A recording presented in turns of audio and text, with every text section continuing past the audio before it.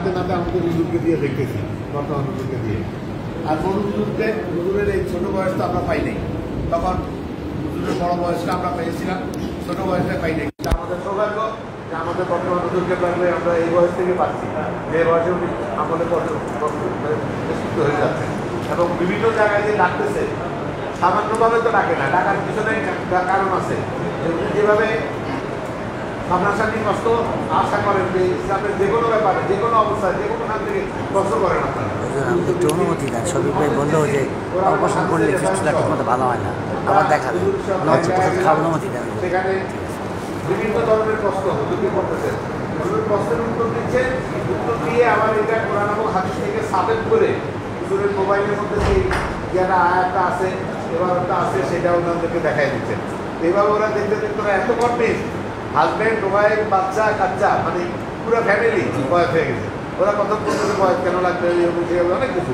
যাই হোক, হুজুর খুব ধৈর্য সহকারে খুব সুন্দরভাবে এক্সপ্রেসিভভাবে ওদেরকে বুঝাই দিলেন। এবং আলটিমেট রেজাল্ট, আমি এত তাড়াতাড়ি র্যাপিড অ্যাকশন হবে আমি ভাবতে পারি না। আমি ভাবছি আরেকদিন হয়তো হুজুরকে ডাকবে, সেদিন বয়স হবে। ওরা হঠাৎ করে সবাই মিলে আইসে নতুন বয়স করানো হবে।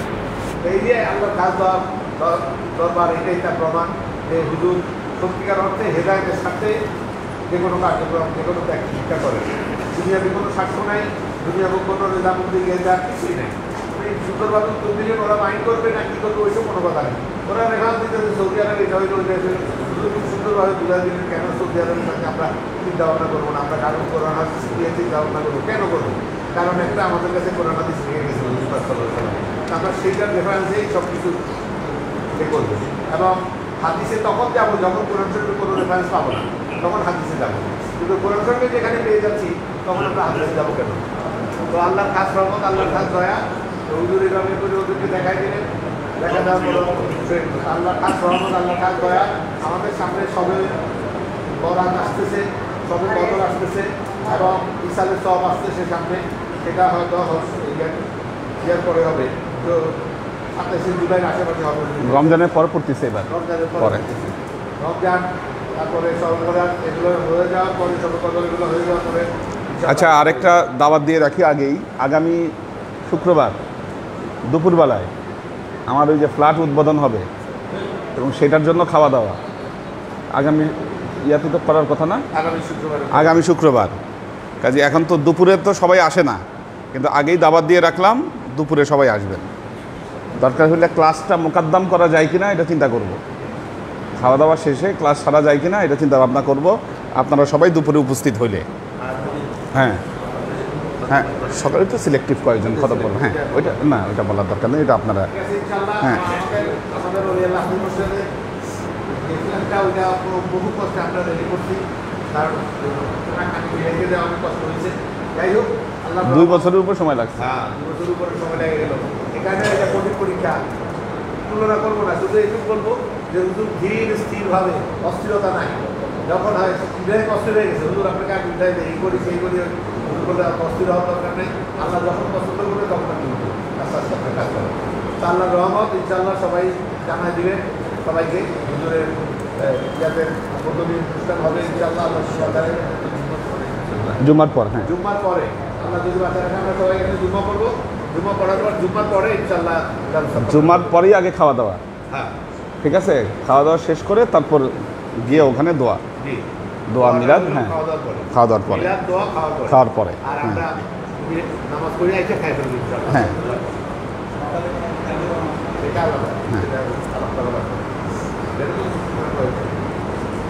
এটা 2 গ্রুপ লাগবে, এক গ্রুপ কোরআন খতম করবে, এক গ্রুপ ইউনুস খতম করবে। ঠিক আছে, ওইভাবে ঠিক করতে হবে। হ্যাঁ,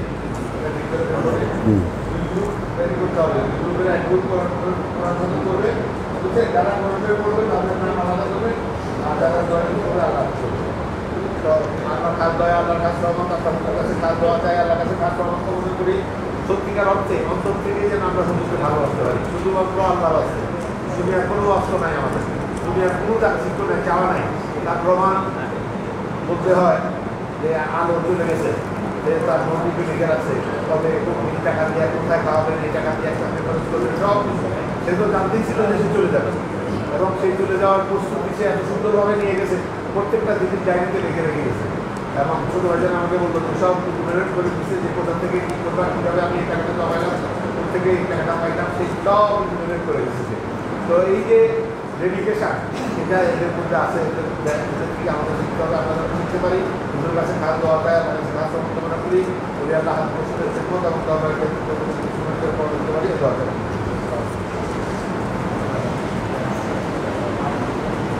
الحمد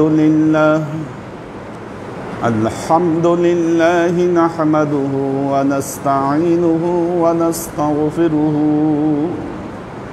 ونؤمن به ونتوكل عليه ونعوذ بالله من شرور أنفسنا ومن سيئات أعمالنا من يهد الله فهو المهتدي ومن يضلل فلن تجد له وليا مرشدا فنشهد أن لا إله إلا الله وحده لا شريك له ونشهد أن سيدنا وسندنا ونبينا محمدا صلى الله عليه وسلم الذي أرسله الله بالحق بشيرا ونذيرا وداعيا إلى الله بإذنه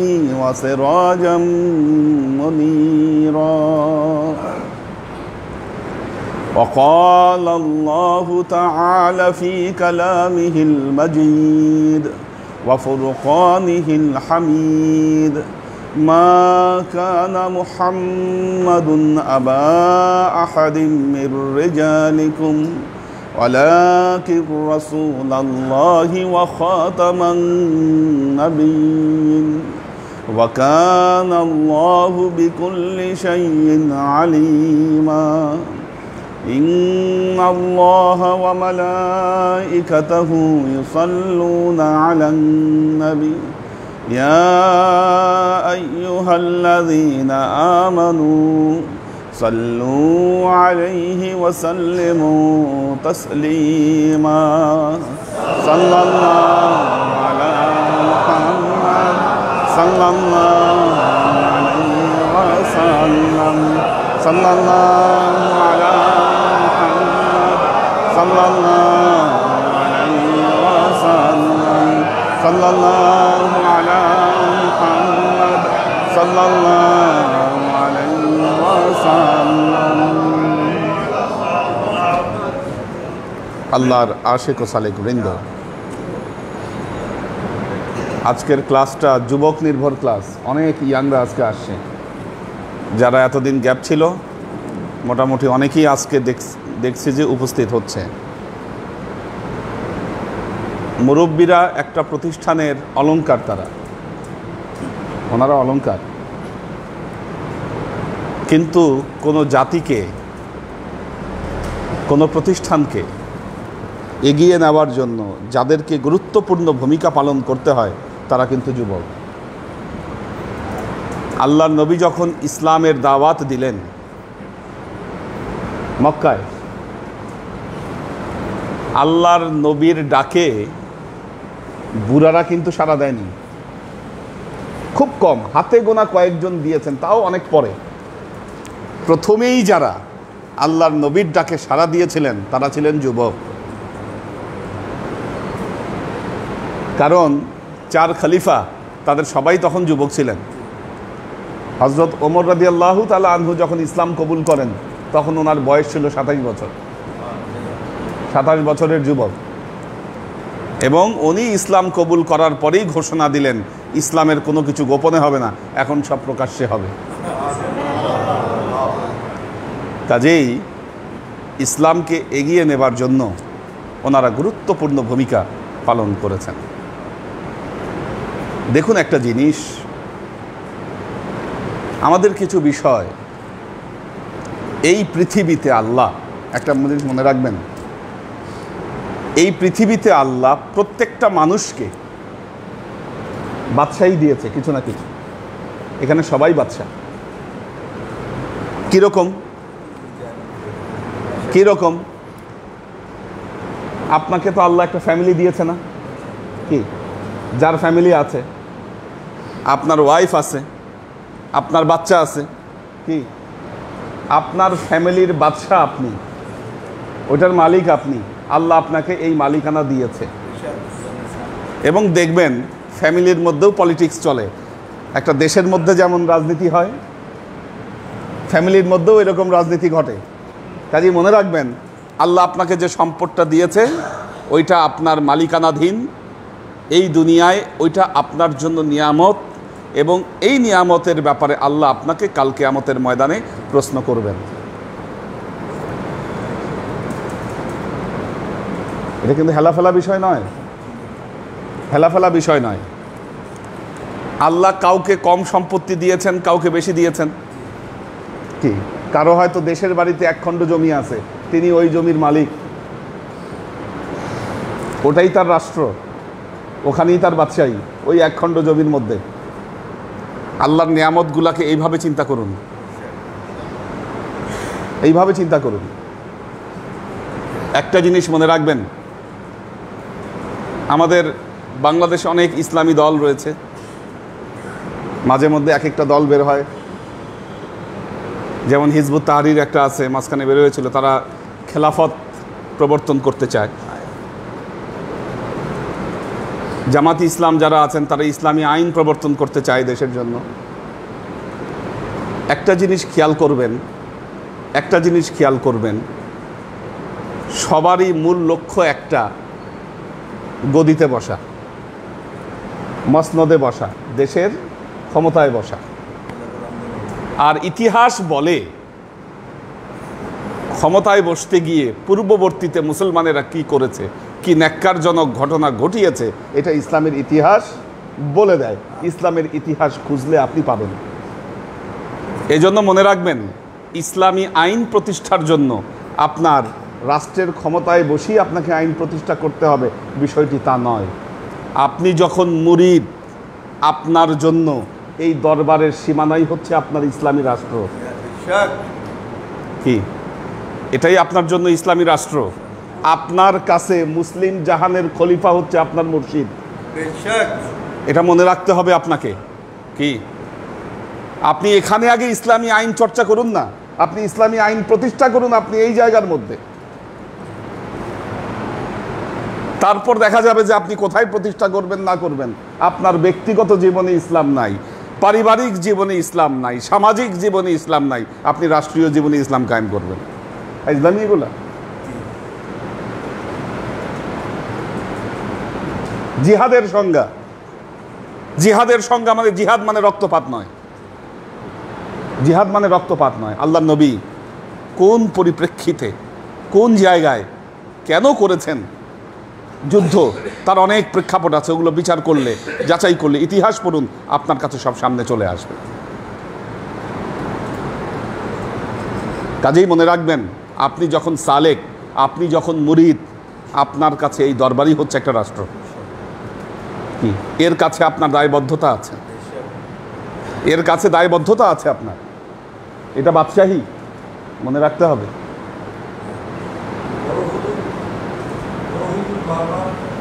জি অবশ্যই, এটাই তো দেখেন। তাহলে আপনি যখন এই রাষ্ট্রের মেম্বার, আপনার মধ্যে কোনো লোভ নাই, কারণ আল্লাহ নবীর সাহাবাদের মধ্যে এই লোভ ছিল না। আল্লাহ নবীর সাহাবারা চায়নি যে তারা, আল্লাহ নবী তাকে কোন রাষ্ট্র ক্ষমতার মধ্যে বসাবে। কিন্তু যখনই মুসলমানদের মধ্যে এই লোভ ঢুকেছে, ইসলামের ইতিহাস আপনারা জানেন কি করুণ পরিণতির, করুণ ইতিহাস রচিত হয়েছে। আল্লাহর নবীর প্রধান 4 জন খলিফার মধ্যে 3 জনকে হত্যা করা হয়েছে। চিন্তা করা যায় কেন? শুধুমাত্র ক্ষমতার লোভে। কাজেই এটা এমন রাষ্ট্র যা লোভ বিবর্জিত। এটাকে কিভাবে এগিয়ে নিতে হবে, এটার কিভাবে উন্নয়ন সম্ভব, মুরিদ হিসাবে মনে রাখবেন, এই পৃথিবীতে ইসলাম প্রতিষ্ঠার দায়বদ্ধতা হিসাবে আপনাকে এই জায়গাটাকে নিয়ে আপনাকে এগিয়ে যেতে হবে।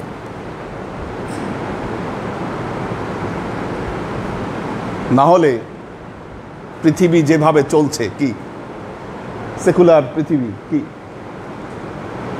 আপনি নিজেকে ওই রাষ্ট্রের অংশ মনে করলে আল্লাহর কাছে জবাব দেওয়ার জায়গা আপনার থাকবে না। পৃথিবী যেভাবে যেমনে চলে, কি আপনার দায়বদ্ধতা এখানে।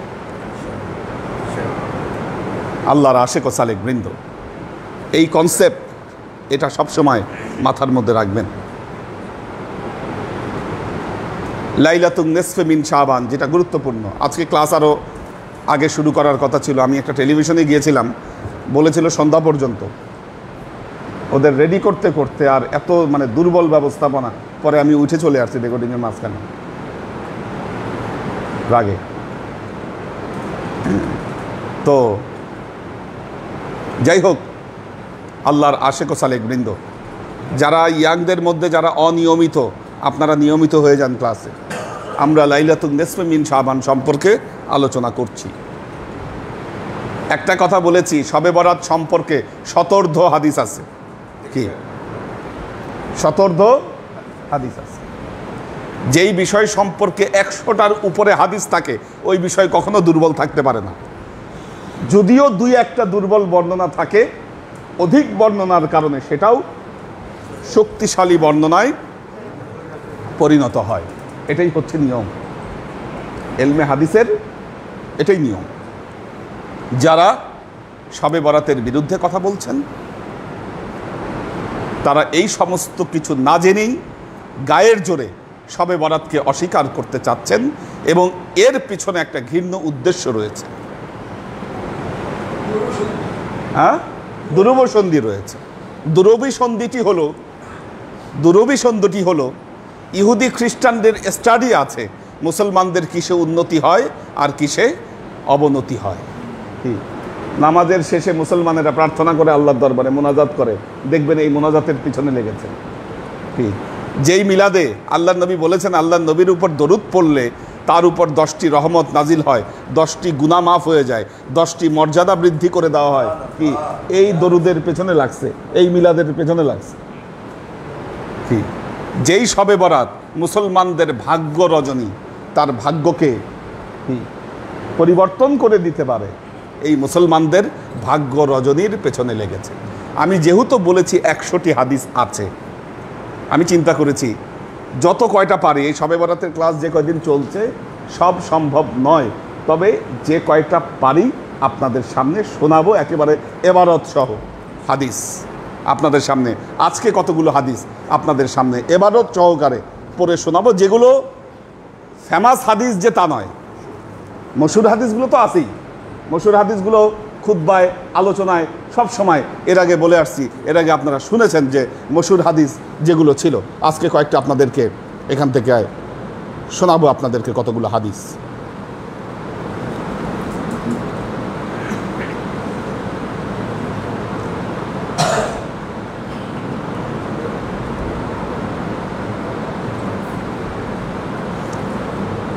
দেখুন, সূরা দোখান,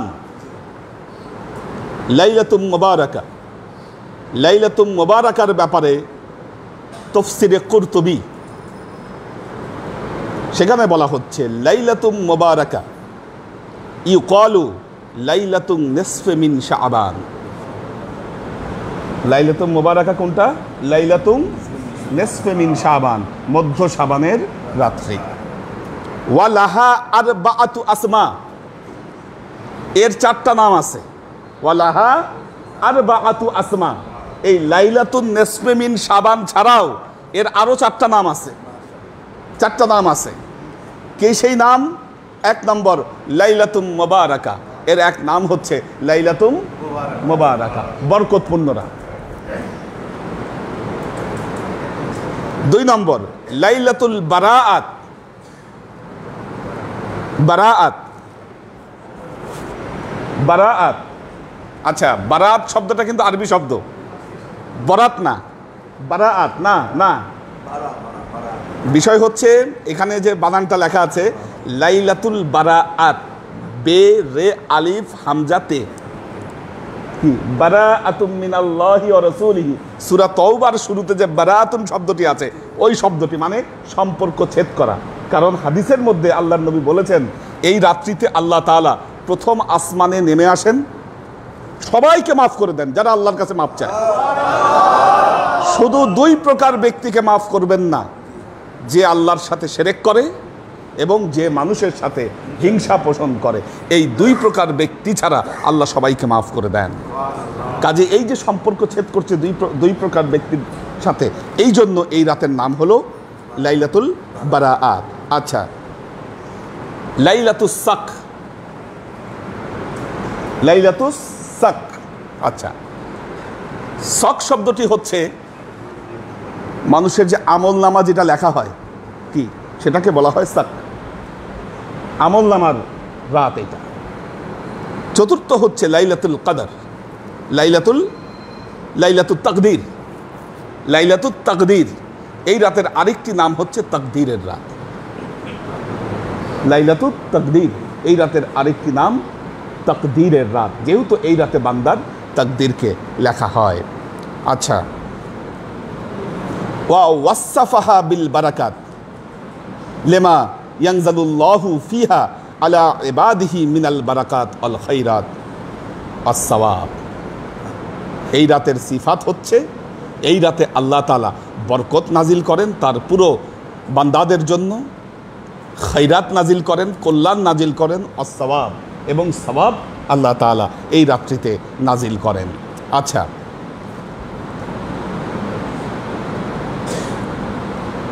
আচ্ছা, আরেকটি হাদিস এখানে বর্ণনা করেছেন। আচ্ছা, আরেকটি হাদিস বর্ণনা করা হচ্ছে,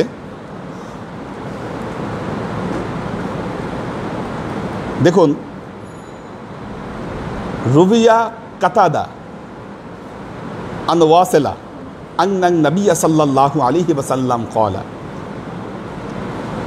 আনজালতু সুহফা ইব্রাহিম ফি আউয়ালি লাইলাতিন মিন রমাদান। হযরত ইব্রাহিম আলাইহিস সালামের উপর যে সহিফা নাজিল হয়েছে, যে সহিফা নাজিল হয়েছে, ওই সহিফা নাজিল হয়েছে রমজানের প্রথম রাত্রে।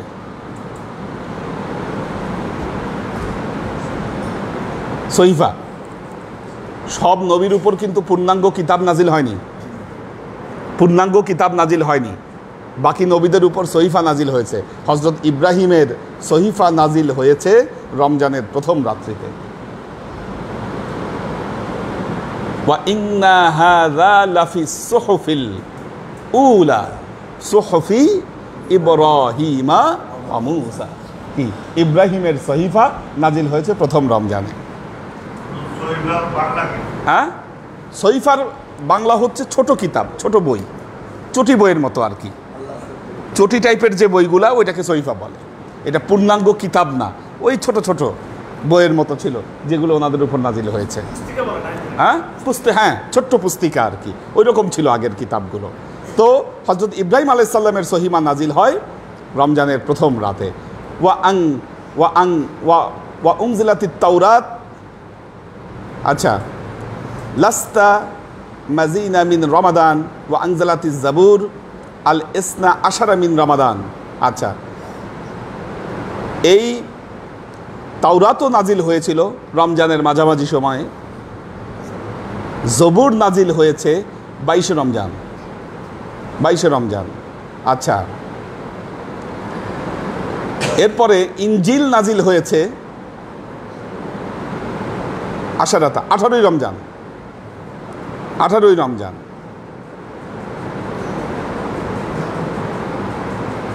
ওয়া উনজিলাল কুরআন লি আরবাআ ওয়া ইশরিনা মাজাত মিন রমাদান।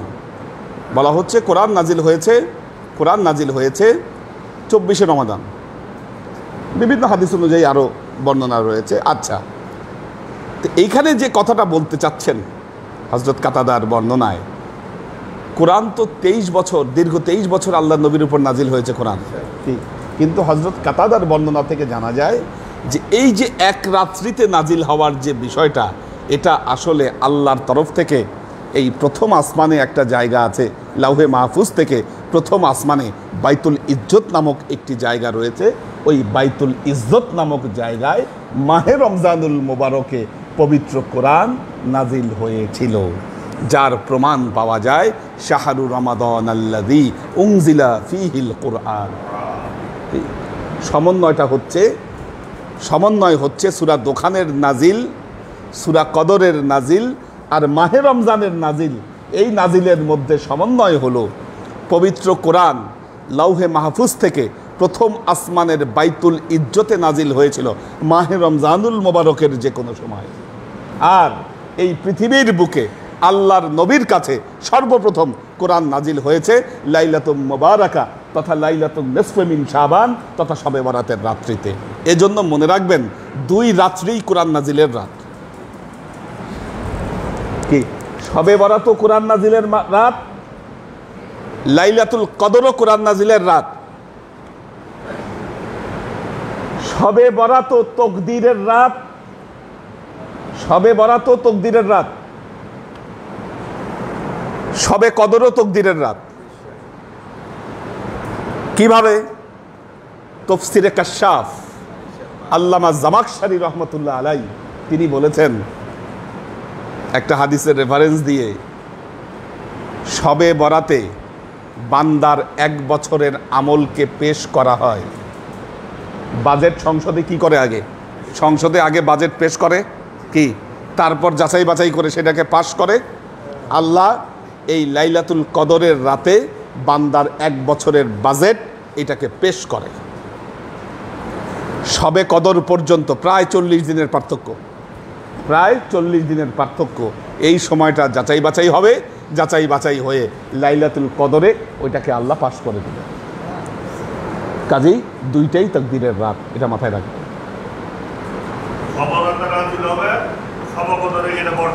পাশ হয়ে যাবে, ওইটা ফাইনাল সিগনেচার হয়ে যাবে যে ঠিক আছে বান্দার জন্য এই তকদির দেওয়া যায়। এই জন্য মনে রাখবেন শবে বরাত থেকে শবে কদর পর্যন্ত সময়টা অনেক গুরুত্বপূর্ণ সময়। আপনার তকদিরে কি লেখা হবে, আপনার তকদিরকে কিভাবে নির্ধারণ করবে, এটার জন্য শবে বরাত থেকে শবে কদর পর্যন্ত পুরো সময়টাই গুরুত্বপূর্ণ সময়। কি এই সময়টা অনেক চিন্তা ভাবনা করে চলবেন। বুঝতে পারলাম?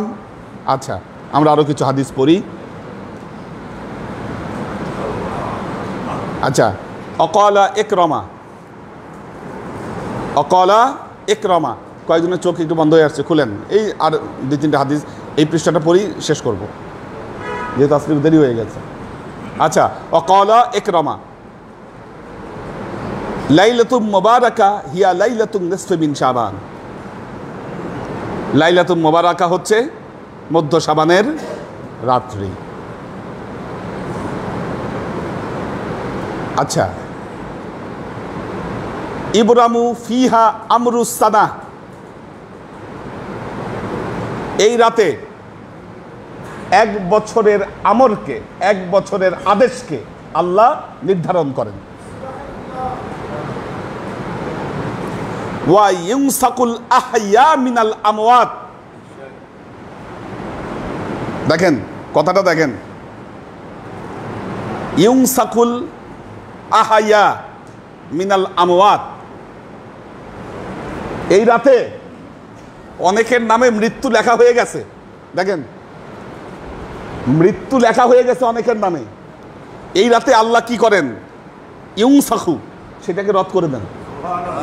এমনও করেন কি জন্ম মৃত্যু অনেক কিছু এই রাতে নির্ধারণ হয়। বান্দার নাম, বান্দার তকদিরে হয়তো মৃত্যু লেখা হয়ে গেছে, মৃত্যু তো আল্লাহর ইচ্ছাধীন। কি এর যার নামে লেখা হয়ে যাবে, যার নামে লেখা হয়ে যাবে, এটাকে রদ করার ক্ষমতা নাই কারো। আল্লাহর হয়তো দয়া হলো, আচ্ছা থাক আমার এই বান্দাটা ওর আরও কিছুদিন দুনিয়ায় থাকার দরকার, কি সিদ্ধান্ত কিন্তু হয়ে গেছিল। তারপরে কি হয়? এই রাতে রদ করে দেওয়া হয়। আচ্ছা, তো মিনাল আমওয়াত ওয়া ইউক্তাবুল হজ, ওয়া ইউক্তাবুল হজ। টাকা থাকলেই হজে যেতে পারে? ইম্পসিবল। টাকা থাকলেই হজ হবে না, হজে যেতে পারবে না। কে হজে যাবে এটা এই রাত্রিতেই লেখা হয়, ওয়া ইউক্তাবুল হজ ফালা ইউজাদু ফীহিম আহাদুন ওয়ালা ইয়ানকুসু মিনহুম আহাদুন, আর যেটা লেখা হয় এটার আর কোনো কম বেশি হবে না। ওয়ালা ইউজাদু, বাড়ানোও হবে না, ওয়ালা ইয়ানকুসু, কমানোও হবে না। ঠিক, বাড়ানো কমানো হবে না। আল্লাহ একেবারে এই রাতে কি করে, দিয়ে দেয় যা দেওয়া। শয়তান চাবে, শয়তান চাবে আপনি মুসলমান, আপনি পৃথিবীতে, আপনি মুসলমান হয়ে আপনি পৃথিবীতে আপনি মাথা তুলে দাঁড়ান। কি এই জন্য বুঝাচ্ছে, এই খবরদার, এই রাতে জাগার দরকার নাই, তাড়াতাড়ি ঘুমাবি এই রাতে গিয়ে। কত বড় আহাম্মক, বলতেছে এই রাতে এবাদত বন্দিগি করলে নাকি বেদাত হবে, এবাদত বন্দিগি করলে নাকি গুনাহ হবে। নাউজুবিল্লাহ। শয়তান কেমনে ব্রেন ওয়াশ করে আপনি চিন্তা করে দেখেন।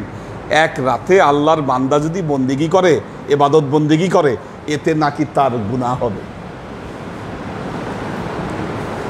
বুঝেন কথাটা কি, বুঝছেন আপনি কি বলতে চাচ্ছে? আল্লাহর বন্দিগি করবে, জাগবে, কি আল্লাহর কাছে হাত তুলে দাঁড়াবে, হাত তুলে কান্নাকাটি করবে, এতে নাকি তার গুনাহ হবে, বেদাত হয়ে যাবে। কি মসজিদ খোলা যাবে না, মসজিদ বন্ধ রাখতে হবে এই রাতে।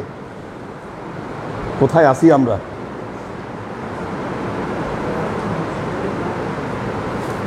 আল্লাহর আশিক ও সালেক বৃন্দ, রুবিয়া উসমান বিন মুগীরা ক্বালা ক্বালা নবী সাল্লাল্লাহু আলাইহি ওয়াসাল্লাম তাকতাউল আযাল মিন শাবান ইলা শাবান। এক শাবান থেকে আরেক শাবান, কি এই শাবান মাসেই কি করা হয়? ইকতাবুল আযাল, মানুষের মৃত্যু লেখা হয়ে যায়, বয়স লেখা হয়, আয়ুষ্কাল লেখা হয়। আজাল মিন শাবান ইলা শাবান হাত্তা আন্নার রাজুল লা ইয়ানকিহু ওয়া ইউলাদু।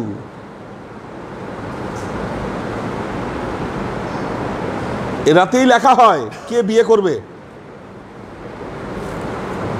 কি ওয়া ইউলাদু, কে জন্ম নিবে, তার কি সন্তান হবে না হবে, কি কে জন্ম নিবে না নিবে, এরাতেই লেখা হচ্ছে এগুলো। কে বিয়া করবে, কার সন্তান হবে, কি ওয়াকাদ খরাজা ইসমুহু ফিল মাউতা, কি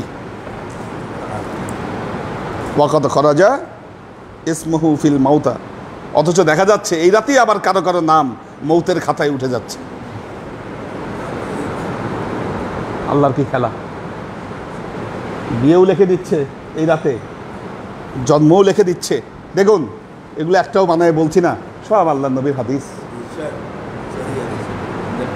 সব হাদিস এগুলো আল্লাহ নবীর। শোনাচ্ছি আপনাদের।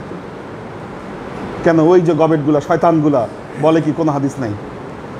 কয়টা শুনবেন? আমি 100টা, আমি চেষ্টা করব কাছে যে কয়টা শোনানো যায় আপনাদেরকে।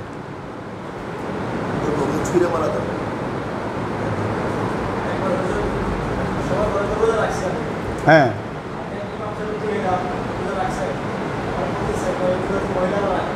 চিন্তা করছেন অবস্থা। আল্লাহু আকবার। হ্যাঁ, এই রোজা নাকি মহিলারা রাখে, চিন্তা করে দেখেন কি অবস্থা। আল্লাহ আমাদেরকে মাফ করুক। তো এই যে ওনার কথার সাথে দেখেন, ওনার কথার সাথে কিভাবে মিলে গেল দেখেন। ওয়া আনিন নবী সাল্লাল্লাহু আলাইহি ওয়াসাল্লাম ক্বালা, আল্লাহ নবীর থেকে এটাও বর্ণিত হয়েছে, ইজা কানা লাইলাতুন নিসফ মিন শাবান ফাকুমু লাইলাতাহা, ফাকুমু লাইলাতাহা, যখন মধ্য শাবানের রাত্রি আসে তোমরা এই শাবানের রাত্র জাগ্রত থাকো, রাত্রি জেগে থাকো। ওয়া সুমু নাহারাহা, তোমরা দিনে রোজা রাখো। বলার সাথে সাথে ওইটার পরপরই হাদিস, ফাকুমু লাইলাতাহা। এই হাদিস বর্ণনা করেছেন হযরত আলী ইবনে আবি তালেব রাদিয়াল্লাহু তাআলা। হযরত আলীর হাদিস, এই জন্য বলতেছি এটা জয়ীফ। একটি আজব ব্যাপার, একটি আজব পরিসংখ্যান আমি বলেছি। হযরত আলী ছিলেন বাবুল মারেফাত। আল্লাহ নবী বলেছেন, আনা মাদিনাতুল ইলম ওয়া আলিয়্যু বাবুহা, আমি হচ্ছে জ্ঞানের নগরী আর এই নগরীর দরজা হচ্ছে আলী। কিন্তু আশ্চর্যের ব্যাপার, সিয়াসেত্তার ভেতরে কি, সিয়াসেত্তার ভেতরে অন্যান্য রাবিদের হাজার হাজার হাদিস আছে। হজরত আলীর পুরো সিয়াসেত্তায় হজরত আলীর মাত্র 250টা হাদিস। তার মধ্যে অধিকাংশ হাদিস এই জাহেলদের বর্ণনা অনুযায়ী, সিস্টেম অনুযায়ী, এরা একটা সিস্টেম বানাইছে এখন বর্তমান সময়। কি এই সিস্টেম কিন্তু এদের বানানো।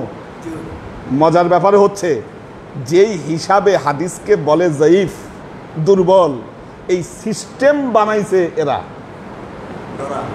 এরা বানাইছে সিস্টেম। দেখবেন যে আপনার ওই মোবাইলে বুখারী শরীফ সফটওয়্যার নামাবেন, আপনি সফটওয়্যার নামালে ওই হাদিসগুলা যখন আপনি স্ক্রল করবেন, ওখানে উপরে লেখা উঠবে এটা জয়ীফ হাদিস, এটা হাসান হাদিস, কি এরকম লেখা উঠবে, জয়ীফ, মাউজু লেখা উঠে। এগুলো সিস্টেম বানাইছে এরা। হ্যাঁ হ্যাঁ, ওদের ব্রেন, এগুলো ওদের ব্রেন। আমি যেটা দেখুন, ইমাম বুখারী যখন 6 লক্ষ হাদিস থেকে মাত্র 6000 হাদিস নিয়ে আসলো, কতটুকু উঠে আসছে। কিন্তু তার মধ্যেও তো এমন কথা চলে আসছে যেই কথা ওরা চায় না যে থাকুক। এখন এটাকে ঠেকানোর কি উপায়? ঠেকানোর উপায় হলো এই যে নতুন জ্ঞান আবিষ্কার করছে, বুদ্ধি আবিষ্কার করে এগুলার এখন কেমনে জয়ীফ বানানো যায়। এখন জয়ীফ কেমনে বানাইছে দেখেন, যেই তাবিনরা হাদিস বর্ণনা করছে, বলতিছে ওই তাবিন, ওনার একটু মেধায় সমস্যা ছিল, বুড়া বয়সে উনি ঠিকমতো কথা বলতে পারতো না, বা ওনার ঠিকমতো মনে থাকতো না। উনি যখন হাদিস বর্ণনা করছে, ওনার জেহেন শক্তি ওইরকম কাজ করতো না। তুমি 1500 বছর পরে এসে বলতিছো 1500 বছর আগে একটা লোকের ওনার নাকি জেহেন শক্তি ঠিকমতো কাজ করতেছে না, আর আমরা আহাম্মক এই কথা বিশ্বাস করতেছি। আমরা এটা বিশ্বাস করছি। এখন এটা কিতাব লেখা হয়ে গেছে, জ্ঞান অমুক কিতাবের রেফারেন্স তো দিচ্ছে। আচ্ছা দেখেন, এরা আবার এমন একটা কথা বলছে, যারা হানাফি মাযহাবে তারা নাকি সব জয়ীফ হাদিস। আচ্ছা, ইমাম আবু হানিফা ছিলেন তাবেঈ ছিলেন। ইমাম বুখারী যাদের থেকে হাদিস সংগ্রহ করছেন, ওনারা ছিলেন তাবেঈন। কি ওনারা ছিলেন তাবেঈন।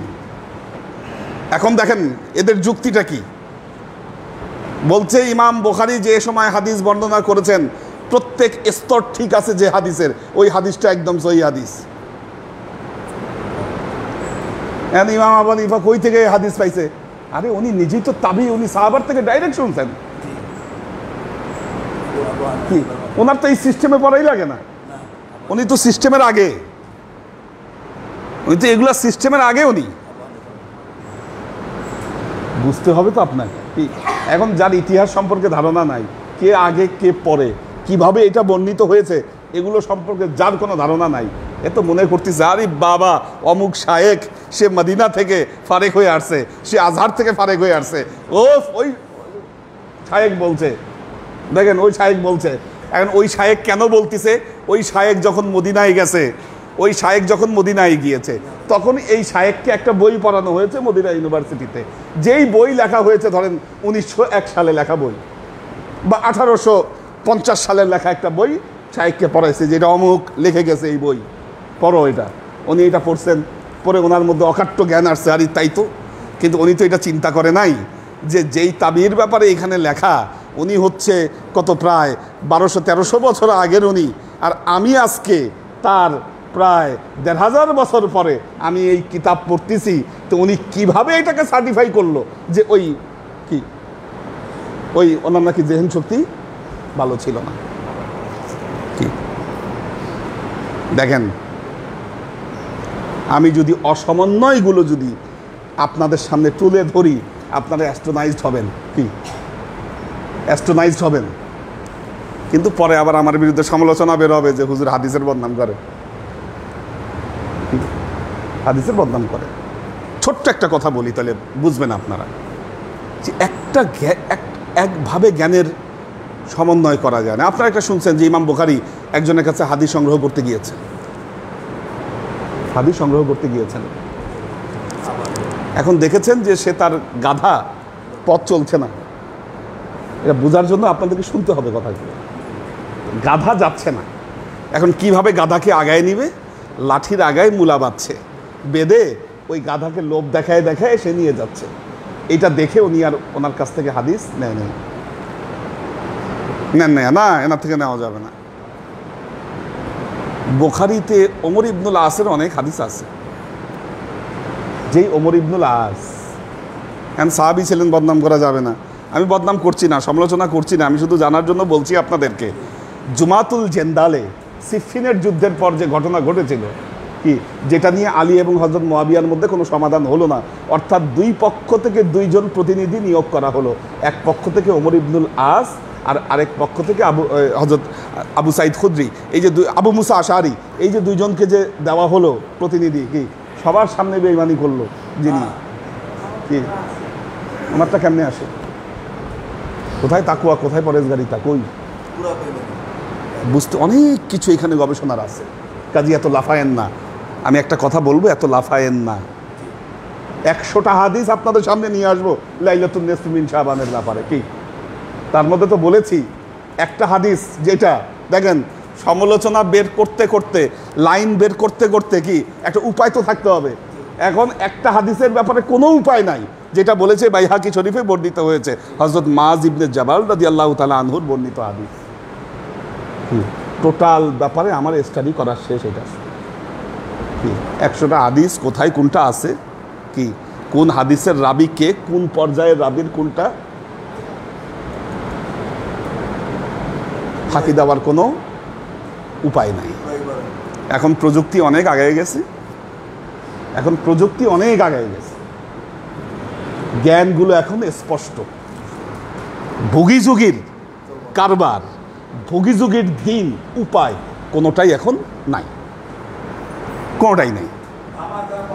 ধামাচাপা দেওয়ারও কোনো পথ নাই। আমার কাছে এভরি রেফারেন্স আমার কাছে আছে, মজুদ আছে এগুলো, ঠিক আছে? কেউ যদি মনে করেন যে লাইলাতুন নিসফ মিন শাবান বলতে কিছু নাই, আসেন চ্যালেঞ্জ করেন। যারা এই মতগুলা প্রচার করে বেড়াইছে, কয়েক জায়গায় তারা ধরা খেয়েছে, কি এবং কোনো সদুত্তর তারা দিতে পারে নাই, এগুলার ব্যাপারে কোনো সদুত্তর দিতে পারে নাই। লাস্ট একটা কথা বলবো, দেখুন শেষ কথা আমার এটা।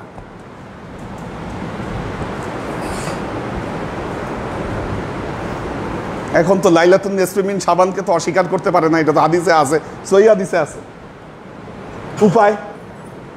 উপায় হলো, দেখেন বক্তব্য দেখেন, হ্যাঁ ঠিক আছে বুঝেছি, হাদিসে লাইলাতুন নিসফ মিন শাবান বলা আছে, কিন্তু এই রাতে মসজিদে গিয়ে ইবাদত বন্দেগী করতে হবে, এইটা কোথাও বলা নাই, কাজে এটা বেদাত, মসজিদে যাওয়া যাবে না। কি আজব যুক্তি! ব্যবস্থা হচ্ছে, মানুষ এগুলোকে প্রত্যাখ্যান করছে। আচ্ছা,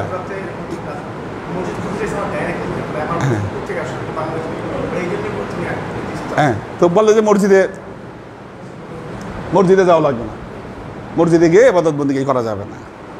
যে রাত মহিমান্বিত রাত, যে রাত ক্ষমার রাত, যে রাত বরকতের রাত, যে রাত রহমতের রাত, যে রাত তকদীরের রাত, সেই রাতে আমি মসজিদে আসলে কি সমস্যা? সমস্যাটা কোথায়? কেন মসজিদ বন্ধ রাখতে হবে? দেখুন, নিজেদের সুবিধা মতো একটা দলিল থেকে কয়েকভাবে মাসলা বের করা যায়। একটা হলো ইবারাতুন নাস, দালাইলুন নাস ওয়া ইশারাতুন নাস। কি ইবারাতুন নাস, যে দলিলটা আমি পেয়েছি ওটার ইবারত কি বলে, শাব্দিক অর্থ কি বলে, সেটা থেকে মাসলা বের হতে পারে। দালাইলুন নাস, এটা দ্বারা কি দলিল প্রতিষ্ঠা হচ্ছে, সেটা থেকে মাসলা বের হতে পারে। ইশারাতুন নাস, এখান থেকে কি ইশারা পাওয়া যাচ্ছে, সেখান থেকেও মাসলা বের হতে পারে। একটা উদাহরণ দেই, আপনারা জানেন যে ইরানিরা থিয়েটারে খুব পারদর্শী, তারা ইরানের থিয়েটারে পারদর্শী, এবং ইরানের যে থিয়েটার, সেখানে মেয়েরা মাথায় হিজাব পরে অভিনয় করে, মাথায় হিজাব এবং গায়ে বোরকা। যারা থিয়েটারে পারফরমেন্স করছে এভাবে করছে। আর নিয়ম হচ্ছে ছেলে মেয়ে কেউ কারো গায়ে টাচ করতে পারবে না, টাচ করতে পারবে না। আপনারা জানেন যে ইরানি ফিল্ম এবং ইরানি থিয়েটার সারা পৃথিবীতে কিন্তু এরা বিখ্যাত। এদের যে উপস্থাপনা খুব চমৎকার, দারুণ উপস্থাপনা। আচ্ছা, এখন একজন ইরানি স্কলারের সাথে কথা হলো, বলল যে হ্যাঁ দলিল আছে, অভিনয় করা যাবে, দলিল আছে, তোমাদের সুন্নিদের হাদিসেই দলিল আছে। কেমন দলিল? হলো হাদিসে জিব্রাইল। দলিল কোনটা? হাদিসে জিব্রাইল। হাদিসে জিব্রাইলে কি হলো? হযরত জিব্রাইল আমিন মানুষের বেশে আল্লাহর নবীর সামনে আসলেন, কি উত্তরগুলো জানতেন, তারপরেও অভিনয় করে মানুষকে শেখানোর জন্য আল্লাহর নবীকে জিজ্ঞাসা করলেন প্রশ্নগুলা। কি প্রশ্নগুলা? হ্যাঁ, এই যে অভিনয় করলো মানুষকে শেখানোর জন্য, কি এটাই তো ইশারাতুন নাস। কি এটা হলো ইশারাতুন নাস। কাজী ইশারাতুন নাস বলে যে রাত মহিমান্বিত রাত্রি, যে রাত বরকতপূর্ণ রাত্রি, সেই রাতে অবশ্যই আমাদের মসজিদগুলোকে খোলা রাখা, আবাদ করা আমাদের জন্য ওয়াজিব।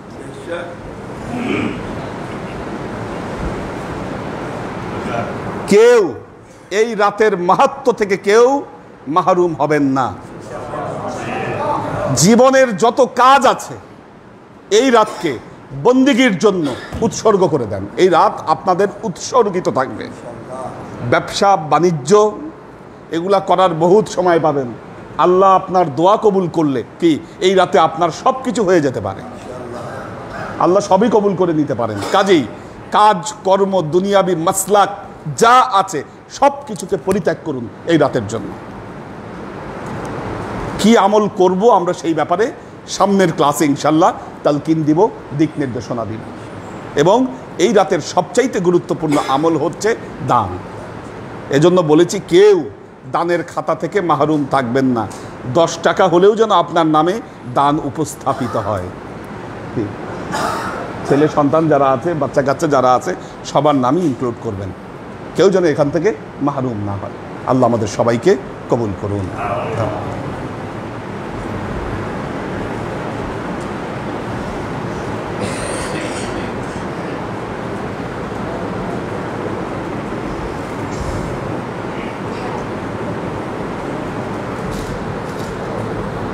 নাজিমুদ্দিন ভাইয়ের ফ্যামিলি আছেন, ওয়াসিম খান আছেন, তিশা তৌফিকা, মোহাম্মদ আজাদ, মোহাম্মদী তায়েবা, হাসান আবদুল্লাহ, একে আজাদ, কাজী শফিকুল ইসলাম, উনি কোথায় আছে? বহুদিন ওনাকে ক্লাসে দেখি না। লুনা তাবাসসুম লুবনা, আমাদের হাসিব ভাই আছেন, হাবিবা আক্তার জেনি আছে,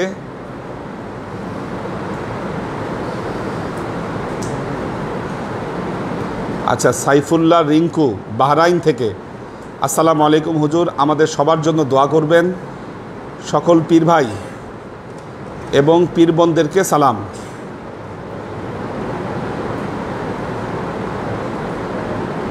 মহসিনুদ্দাইয়ান, আসসালামু আলাইকুম হুজুর, আমাদের ছোট বোনের জন্য দোয়া করবেন, আম্মার জন্য দোয়া করবেন যেন দ্রুত হেদায়েতের ক্লাসে উপস্থিত থাকতে পারেন, পরিবারের সকল সদস্যের জন্য দোয়া চাচ্ছি, আমিন, আল্লাহ কবুল করুন। আচ্ছা হাসান আবদুল্লাহ দোয়া চেয়েছেন, আনোয়ারা শরীফ সালাম জানিয়েছেন, সাজ্জাদ রহমান সালাম জানিয়েছেন, দোয়া চেয়েছেন, শোয়েব খান, মোহাম্মদ আজাদ, আব্দুস সাত্তার সবাই সালাম জানিয়েছেন, দোয়া চেয়েছেন, আমরিন শরীফ, পপিয়ারা জামান সুমি, জয়নাল আবিদিন সুজন সবাই দোয়া চেয়েছেন, আবু জাফর সালাম দিয়েছেন, দোয়া চেয়েছেন, ওমর শরীফ বলেছেন দুপুরের পর থেকে আমি একটু অসুস্থ, দোয়া করবেন, ফি আমানিল্লাহ, একটু সাবধানে থাকতে হবে, করোনা আবার বাড়ছে, আল্লাহ সবাইকে সুস্থ রাখুন। আব্দুর রাজ্জাক সালাম জানিয়েছেন, দোয়া চেয়েছেন, এইচ.কে কনক দোয়া চেয়েছেন, আব্দুল হাফিজ সালাম জানিয়েছেন, শাকেরা আফজারা, আমাদের মেরি আপা সালাম জানিয়েছেন, লুনা তাবাসসুম লুবনা, মোহাম্মদ কবির হোসেন, মাসুদ কবির, কি এটা মাসুদ কবির, আচ্ছা আব্দুল হাফিজ ওনারা গাইবান্ধায় আছেন, গাইবান্ধা থেকে দেখছেন আমাদেরকে, মাসুদ কবির খুলনা থেকে আমাদের সালাম জানিয়েছেন।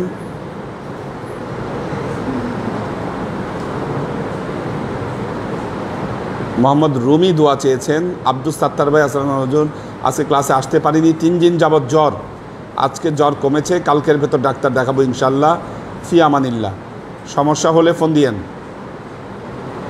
মোহাম্মদ ওবায়েদ সালাম জানিয়েছেন। ফুয়াদ খান, দেলোয়ার হোসেন, আরিফা শেখ, পাখির ভেজ, শামসুস সাদেকিন, শিফা বিনতে আমির, শাকেরা আফজারা সবাই সালাম জানিয়েছেন। আজকে আমাদের ইয়াইয়া ভাইয়ের জন্য খাওয়া দাওয়ার ব্যবস্থা করা হয়েছিল, সবাই দোয়া করবেন আল্লাহ যেন ওনাকে কবুল করেন এবং আল্লাহ যাতে নেককার বান্দাবান্দিদের ভেতরে ওনাকে স্থান দান করেন। আল্লাহুম্মা আমিন। আল্লাহুম্মা সাল্লি আলা মুহাম্মাদিন ওয়া আলা আলি মুহাম্মাদিন কামা সাল্লাইতা আলা ইব্রাহিম ওয়া আলা আলি ইব্রাহিম ইন্নাকা হামিদুম মাজিদ। আল্লাহুম্মা বারিক আলা মুহাম্মাদিন ওয়া আলা আলি মুহাম্মাদিন কামা বারাকতা আলা ইব্রাহিম ওয়া আলা আলি ইব্রাহিম ইন্নাকা হামিদুম মাজিদ। রব্বানা ظلمنا أنفسنا وإن لم تغفر لنا وترحمنا لنكونن من الخاسرين. ربنا آتنا في الدنيا حسنة وفي الآخرة حسنة وقنا عذاب النار. ربنا لا تزغ قلوبنا بعد إذ هديتنا وهب لنا من لدنك رحمة إنك أنت الوهاب. اللهم إنك عفو تحب العفو فاعف عني يا غفور رحيم. يا الله يا رحمن يا مالك, আমরা এতক্ষণ তোমার দরবার যে সমস্ত আমলকে উপস্থাপন করলাম ত্রুটি মুক্তভাবে এই আমলগুলোকে তুমি আমাদের তরফ থেকে কবুল করে নাও। এই আমলের যা যা আমাদের প্রিয় নবী হজরত মুহাম্মদ মুস্তাফা সাল্লাল্লাহু আলাইহি ওয়াসাল্লামের কাছে পৌঁছে দাও। আল্লাহ আমাদের নবীর পরিবারবর্গের কাছে তুমি এর চাচাকে পৌঁছে দাও। এই দুনিয়ার সমস্ত আম্বিয়াই কেরাম, সাহাবাই কেরাম, তাবেঈন, তাবেঈন, ওয়ালি আউলিয়া, গাউস কুতুব, আমাদের মা বাবা, ভাই বোন, আত্মীয় স্বজন, এই দরবার থেকে যত পীর ভাই বোন চলে গেছে সবার রুহে আল্লাহ তুমি এর জায়গাকে পৌঁছে দাও। তুমি তোমার হাবিবের উসিলায় আমাদের সবাইকে কবুল ক্ষমা করে দাও। আমাদের জীবন থেকে সমস্ত অভাব অভিযোগ, বালা মুসিবত, দুঃখ কষ্ট, রোগ শোককে দূরীভূত করে দিয়ে দৃঢ় হস্তে তোমার দ্বীনের খেদমতের তৌফিক তুমি আমাদেরকে দান করো। আজীবন যেন তোমার হেদায়েতের পথে প্রতিষ্ঠিত থাকতে পারি সে তৌফিক তুমি আমাদেরকে দান করো। সুবহান রাব্বিকা রাব্বিল ইজ্জাতি আম্মা ইয়াসিফুন, সালামুন আলাল মুরসালিন ওয়ালহামদুলিল্লাহি রাব্বিল আলামিন। ওয়াজআল আখিরু কালিমাতিনা ইনদাল মাউত লা ইলাহা ইল্লাল্লাহ মুহাম্মাদুর রাসূলুল্লাহ সাল্লাল্লাহু আলাইহি ওয়া সাল্লাম।